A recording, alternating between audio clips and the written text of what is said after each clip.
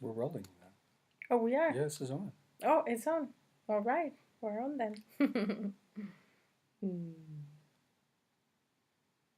This is on. Yeah. What do you want to talk about? Hi, Hi. I'm Chris Phillips, I'm Cecilia Phillips. and in something like September of 1996, we went and had a Socrates Cafe together, one-on-one. The question was, what is Love. love? What's love got to do with it? That was the subtitle in my first book, Socrates Cafe, and I wrote about that encounter. And now we have two bundles of love. We do it. 3-year-old Sibley, also known as the Sib and Cheaty, and 10-year-old Callie, also known, nope, that's just her name and mine, she'd kill me. So Ceci, I've been holding a lot of dialogues with people whose gender is fluid. In the past few years, I wrote about some of them in my childing book, Philosophy of Childing. And I just had a beautiful podcast with a student who I got to know, who actually paved the way for me to visit a college in small, middle part of Illinois, who is transitioning right now from female to male. And I just aired it on our Socrates Cafe podcast. She was talking about the ostracism she faced from those that should love her the most.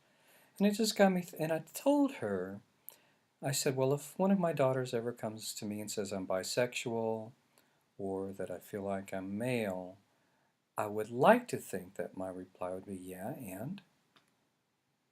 Like, you're still my child, you know? But is that too facile and glib? Is it more complicated than that? Um. Well, I think in humanity we face more difficult issues than that. You know, I mean, I think we just kind of drown ourselves in a glass of water.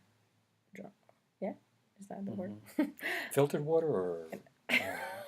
Because in Mexico, you got to be really careful. Coca-Cola. I'm just Yes, kidding. yes! I'm back to a soda habit again. Okay, you're right. Anyway, but I think um, people are, well, I mean, we all are in different things in our lives, just afraid, you know, of different things. And I think that's one of the things that I think if you ask the parents of that child, why do you judge her? Why don't you accept her the way she is? They will most likely be more concerned about what other people say. What are they gonna think about me? I wanted my child to be this. I wanted to have grandkids, things like that. So, in other words, we worry about the expectations that society has on us. We worry, we focus too much in our own expectations. Well, yeah. But rather than, hey, would she be happy? I mean, would she be happy if she married with a guy and just never feel that that's who she is? I mean, um, how can you fulfill your hopes and dreams in a relationship that doesn't make you grow, in a relationship that you're unhappy? But if Callie or Sibley came up to us and said that, would we be as open-minded as we're professing to be right now? Well, I don't know. We'll have to see if it ever happens. I guess to me it's not open. Oh, go ahead. I mean, the shock is still there. I'm not saying it's not difficult. I mean, it's not easy. I'm not saying that. I'm not judging. I mean, I'm not even judging her parents because. So he and I, his name is Hayden. Hayden and I concluded that gender does matter, but in the hierarchy of things that matters, it's like way down. Yeah. And that I was telling Hayden, when I met Hayden, Hayden was Cassie, and then we've stayed in touch ever since my visit in 2013 or 14, and first he came out as bisexual when Hayden was Cassie, and now he's transitioning, is on hormones. Parents quit paying for his college, but luckily this wonderful university kicked in so he could finish his studies.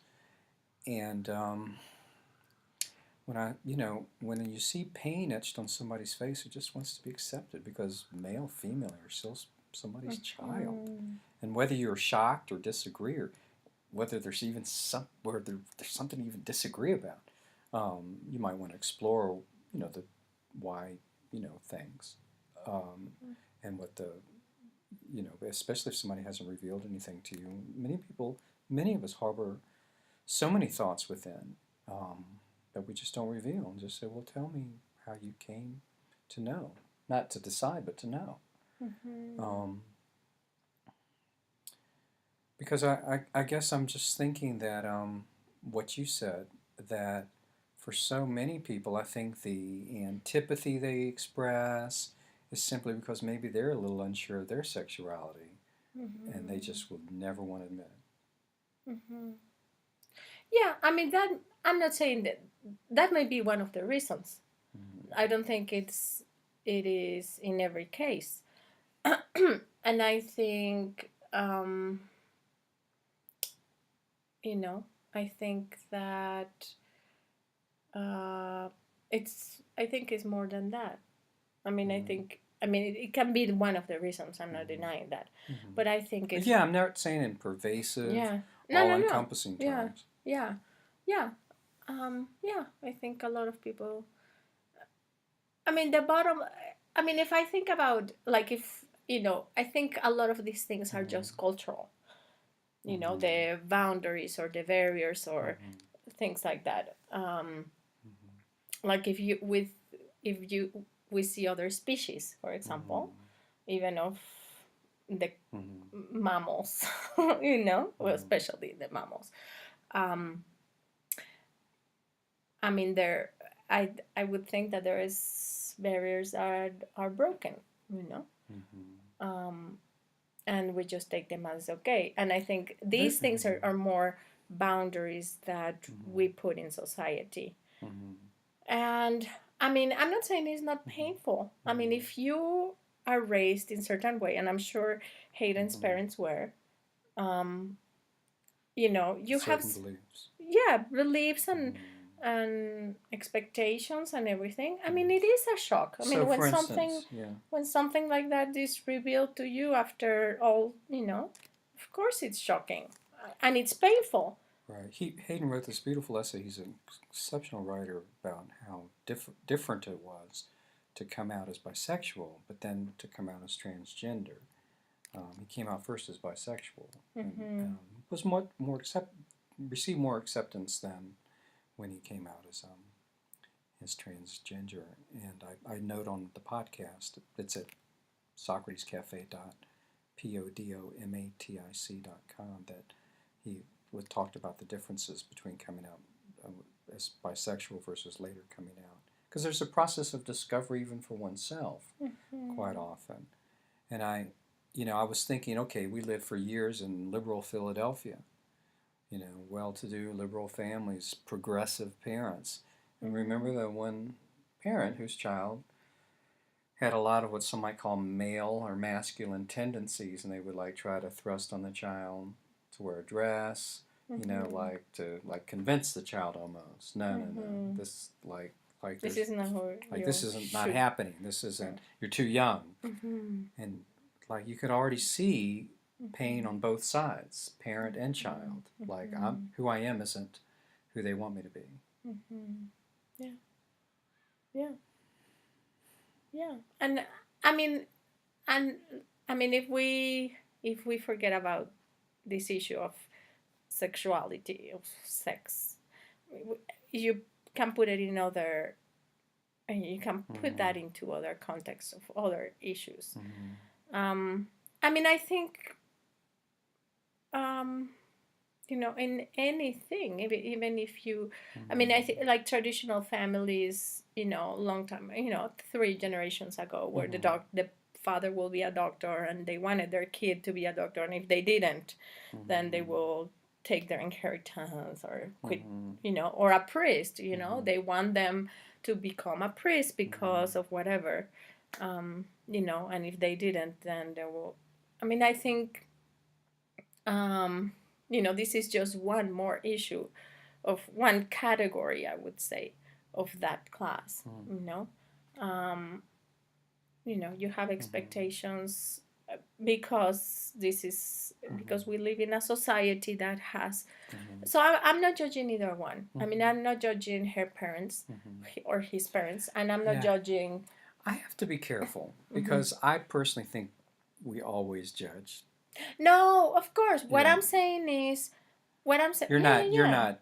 yeah. Condemning. You're not Yeah, condemning them. yeah, condemning. Yeah, you're Yeah. not judging in a necessarily negative way. I Mhm. mean, and I was telling Hayden when we had this talk. Hayden wrote this beautiful poem in Coming Out that he put on YouTube. Mhm. And I said, to me, the part that resonated the most was that you said you confessed you were socially awkward. And I Mhm. said, you're still going to be socially awkward, and you talked about that to Hayden. I said, that's probably my biggest issue with myself. I'm really outgoing when I'm doing the public dialogues, but really I'm a socially awkward guy in many other situations. Mhm. Because there's still, whether you're female, you have a world of expectations and judgments to deal with, and Mhm. whether you're male, you have this incredible world of expectations and judgments to deal with. People expect you to be a certain way, assume certain rules. So now Hayden's simply switching to another. We talked about that. There's still, but we also talked about the fact that in some societies, like in Canada, which is not perfect, but gender and the totem pole of Mhm. issues is a non-issue for the Mhm. most part. Mhm. Whereas in the United States, it's just exponentially magnified and distorted issue. If it Exactly. wasn't for the Yeah. fact that I hate cold weather, I'd head up to Canada, I think. Well, there's Well, we go there in summer, right? yeah, but there's parts in Canada that are not that bad. Can you let me know where Well, they in the West Coast, are? All right. Yeah, but they cost Vancouver. like rent costs like $9 million a month.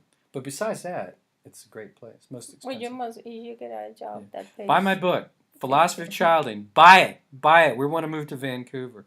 But I mean, we have raised our children not to even think about race, not in an intentional way, but they've always been surrounded by multi-ethnic children, and it's just never been something that's even come up. Yeah. They know about the race problems, the civil rights issues from the United States. They know about all those things, but things like race and gender is something that's come up.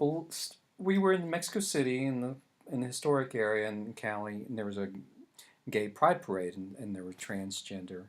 And Callie would say, "Is that a man or a woman?" And I would sit down and talk. Well, what to you are the differences, between the two? What makes a man, and what makes a woman? And are there any variety of gradations in between? Because I've been impressed by young people, and they're much more accepting and open to gender fluidity, to sexuality.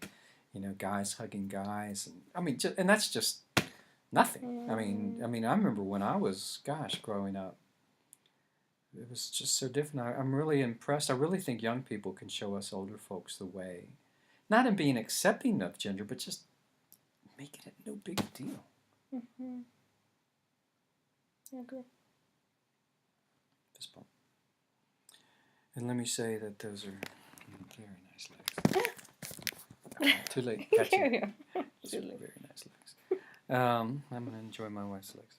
I'm from Newport News, Virginia, so sometimes That comes out. it comes out. Until next time, Happy we're going to the Socrates. movies We are. with a 3-year-old, sort of. Well, Anyway. wasn't the ideal, or the idea, but all right.